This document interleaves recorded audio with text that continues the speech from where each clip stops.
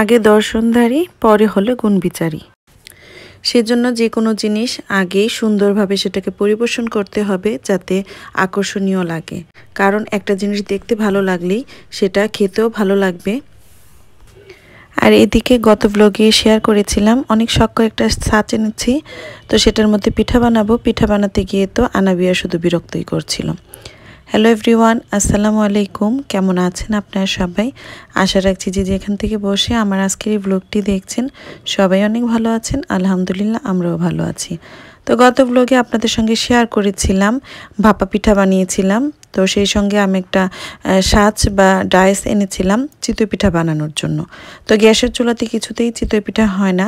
ভাবলাম যে আমি কখনোই আসলে এটা ট্রাই করিনি বাসায় আর কি গ্যাসের চুলা। ভাবলাম যে এবার ট্রাই করেই দেখবো। আর সাজটা দেখে না অনেক ইচ্ছে হচ্ছিল কেনার জন্য বা ওটাতে আর কি পিঠা বানানোর জন্য। তা ভাবলাম যে একটু ট্রাই করেই দেখি কেমন হয়। তো এটা ফার্স্টে কিন্তু দেখতে পাচ্ছেন আমি ভালোভাবে প্রথমে পানি দিয়ে একটু মুছে নিয়েছিলাম, পরবর্তীতে আমি তেল দিয়ে ভালোভাবে মুছে নিয়েছি। আর এটা একদম মানে মৃদু আছে আমি চুলার উপরে বসিয়ে রেখেছি প্রায় আধা ঘন্টার মতন। দোকানদার যেভাবে বলেছিল ঠিক সেভাবেই আমি আর কি চুলায় বসিয়ে রেখেছিলাম। তো ভাবলাম যে ফার্স্ট টাইম আপনাদের সঙ্গে শেয়ার করি, ভালো হোক আর খারাপ হোক। ভালো জিনিস শুধু শেয়ার করব, খারাপটা শেয়ার করব না তা তো হয় না। তো এই তো এখানে দেখতেই পাচ্ছেন কিন্তু একদম ফ্রেশ কিন্তু সাজটা আমি ফার্স্ট টাইম মানে প্রথমবারই এখানে দিয়ে দিলাম। আর যেহেতু এটা ভালোভাবে আর কি পুরানো হয়নি যার কারণে পিঠাটা ফার্স্ট আর কি লেগে যায়, পারফেক্ট হয় না আর কি। তারপর ট্রাই করছি দেখি। জীবনে এত কিছু করলাম, এত কিছু শিখলাম, আর সাধারণ চিতই পিঠার কাছে হেরে যাব তা কি হয় বলেন? তো মনের ইচ্ছা জোরটাই হচ্ছে সবচাইতে বড় কথা। তো এখানে ইচ্ছা করছিল যে না আমি বানিয়েই ছাড়বো, হবে না কেন, হতেই হবে। তো এখানে ফার্স্ট টাইম দেখতেই পাচ্ছেন লেগে যায় আর পিঠাটা ওইভাবে ফুলেনি। আর আমি বাড়িতে যখন মানে আমার শাশুড়িরা বানিয়েছে পিঠা তখন আমি দেখেছিলাম যে ফার্স্টে কয়েকবার আর কি মানে কয়েকবার পিঠা দেওয়ার পর তারপর গিয়ে আর কি পারফেক্ট পিঠা হয়।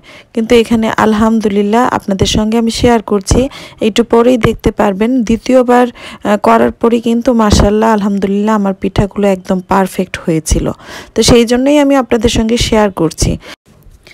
আর আমার যে কোনো জিনিস শেখার প্রতি অনেক বেশি আগ্রহ, মানে যেটা আমার ইচ্ছে হয় তো সেটা যতক্ষণ পর্যন্ত না হবে ততক্ষণ পর্যন্ত আমি ট্রাই করেছি যে না এটাকে আমি করেই ছাড়বো। তো এই তো সামনে দেখতে পাবেন আমার পিঠাগুলো কিন্তু অনেক সুন্দর হয়েছে। আর পরবর্তীতে সামনে যদি আপনারা রেসিপি চান যে কিভাবে আমি মানে এটা ডোটা করেছিলাম, ইনশাল্লাহ আপনাদের কমেন্টসের অপেক্ষায় রইলাম। যদি কমেন্টস করেন অবশ্যই আমি আমার রেসিপিটি শেয়ার করব। প্রথমবার দেওয়ার পর ব্যর্থ হয়ে গিয়েছি, তো এবার এই তো দ্বিতীয় টাইম দেখতেই পাচ্ছেন মাশাআল্লাহ প্রত্যেকটা পিঠা খুব সুন্দরভাবে ফুলেছে। আর দেখে তো আমি মহা খুশি। কয়েকটা পিঠা বানানোর পর আনাবি অনেক বেশি বিরক্ত করছিল। ভাবছিলাম যে ওকে একটু সময় দিয়ে নিই। তো সকালে তেমন একটা নাস্তা করা হয়নি, ভাবলাম একটু চা খেয়ে নিই। সেই সঙ্গে আমি 2 পিস বিস্কিট নিয়েছি। তো এখন চাটা খেয়ে বেবিকে একটু সময় দিয়ে তারপরে আবার চলে যাব পিঠা বানানোর জন্য। আর এখনও হয় কি ছোট বেবি আছে সেজন্য প্রত্যেকটা কাজেই কিন্তু আমাকে ব্রেক নিয়ে নিয়ে কাজগুলো করতে হয়। এই তো দেখতেই পাচ্ছেন প্রচণ্ড মাথা ব্যথাও ছিল, ওকে দুধ খাইয়ে আমি ওষুধটা খেয়ে নিয়েছি নাস্তা করে। আর এদিকে বসে বসে কিছু কাপড় গুছাচ্ছিলাম। আর এই যে আনাবিয়া শুয়ে শুয়ে আর কি খেলাধুলা করছিল। তো ও একা আর কি থাকতেই চায় না, ছোট মানুষ যেহেতু বাসায় তো কেউ নাই, তো আমি ওকে একটু সময় দিলাম। আর ওকে মাঝে মাঝে সময় দিতে গিয়ে আমার কাজগুলো করতে কিন্তু অনেক লেট হয়ে যায়। তো এখানে আর কি টাইমটাও দেখছিলাম যে কয়টা বাজে, তাড়াতাড়ি করতে হবে, অন্যান্য রান্নাবান্নাও আছে। তো এখানে কিছুটা সময় দিয়ে তারপর আমি আবারও কিচেনে চলে যাব পিঠা বানানোর জন্য। আর আমার কাছে পিঠা খাওয়ার চাইতে পিঠা বানাতে অনেক বেশি ভালো লাগে। আর পিঠা বানাতে গিয়ে যদি পারফেক্ট পিঠা না হয় তখন আর বানাতেই ইচ্ছে করে না। আর পিঠা যদি খুব সুন্দরভাবে হয় তখন ইচ্ছে হয় যে বসে বসে শুধু পিঠেই বানায়। এটা আমার না, আমার মনে হয় প্রত্যেকটা গৃহিণীর ক্ষেত্রেই। তো আমাকে কিন্তু অবশ্যই কমেন্টস করে জানাবেন। আর এই তো দেখতেই পাচ্ছেন যতটুকু পেরেছি এক এক করে পিঠা বানিয়ে নিচ্ছি। আর যদি না উঠে আসে তাহলে বুঝতে হবে যে পিঠাটা আরও একটু হবে। এখানে দেখলাম যে পিঠাটা এক সাইডে লেগে আছে, মানে উঠে আসছে না। ভাবলাম তাহলে আরও কিছুক্ষণ হোক, তো আমি এখানে আবারও ঢেকে দিয়েছি। তো হয়ে গিয়েছে, এখন আমি এক এক করে পিঠাগুলো তুলে নিচ্ছি। পরবর্তীতে আবার পিঠা দেওয়ার আগে আমি একটা ভিজা ন্যাকড়া দিয়ে ভালোভাবে ক্লিন করে নিয়েছি। নেওয়ার পর কিছুক্ষণ আবার খোলাটাকে গরম করে নিয়েছি। তারপর এইভাবে ডোটা দিয়ে তারপর আমি ঢেকে দিয়েছি। তো দেখেই হয়তোবা আপনারা বুঝতে পারছেন। আর যখন একটু বেশি ময়লা থাকবে তখন প্রতিবার আমি এটার উপর দিয়ে মানে পিঠা তোলার পর অল্প একটু করে লবণ দিয়ে দিয়েছি সাঁচের উপরে। তারপর ভিজা ন্যাকড়া দিয়ে ঘষে ঘষে ভালোভাবে ক্লিন করে নিয়েছি।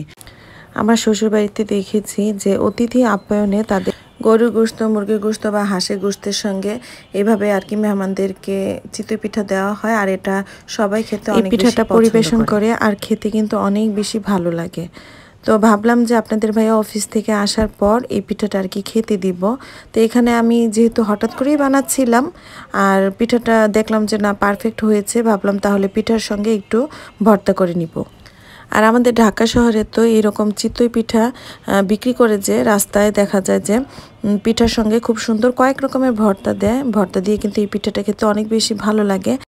সেই জন্য ভাবলাম ঝাল ঝাল একটা শুটকি ভর্তা বানিয়ে নিই। আর শুটকি ভর্তা দিয়ে খেতে আমার কাছে অনেক বেশি ভালো লাগে।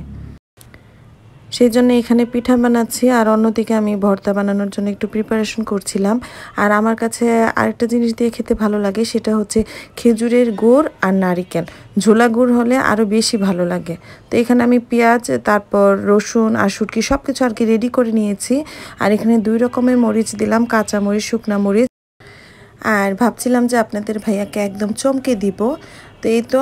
আর ভাপা পিঠাটা না আমার কাছে গরম খেতেই ভালো লাগে। অনেক সময় দেখা যায় যে ঠান্ডা পিঠা থাকলে সেটা আমি গরম করে ভাপ দিয়ে আবার খাই, তাহলে আমার কাছে গুড়ের ঘ্রাণ বা নারিকেলের যে টেস্ট সেটা পাই। আর আমার শ্বশুর বাড়িতে দেখা যায় ওনারা অনেক বেশি পিঠা বানিয়ে রাখে, পরদিন সকালবেলা বা 2-1 দিন রেখে খায়। ওনারা আর কি ঠান্ডা পিঠাটা খুব বেশি পছন্দ করে। তো আমার হাজব্যান্ডও পছন্দ করে। আর আমি গরম অবস্থাতেই 2-1টা পিঠা খাই, পরবর্তীতে ঠান্ডা পিঠা আর একদমই ছুঁয়ে দেখি না। ভর্তা একদম রেডি, সেই সঙ্গে আমি কাঁচা একদম নারকেলটার সাথে সাথে কুড়িয়ে নিয়েছি। এই তো, সেই সঙ্গে গুড় নিয়েছি। আমাদের পিঠা একদম রেডি আর খুব সুন্দরভাবে সাজিয়ে নিয়েছি। এখন গরম গরম পিঠা খাবো। সেই সঙ্গে ভাপা পিঠা ছিল, সেটাও একটু ভাপ দিয়ে আমি গরম করে নিলাম। আর আপনাদের ভাইয়াও চলে এসেছে, ভাবলাম তাহলে সবাই মিলে একসঙ্গে পিঠা খেতে বসে পড়ি। তো আজকে এই তো পিঠা খেতে খেতে আপনাদের কাছ থেকে বিদায় নিয়ে নিচ্ছি। চলে আসবো নতুন আরও একটি ব্লগ নিয়ে। সেই পর্যন্ত আপনারা সবাই ভালো থাকবেন, সুস্থ থাকবেন, আমাদের জন্য দোয়া করবেন। দেখা হবে, কথা হবে নেক্সট ব্লগে। সেই পর্যন্ত আল্লাহ হাফিজ, আসসালামু আলাইকুম।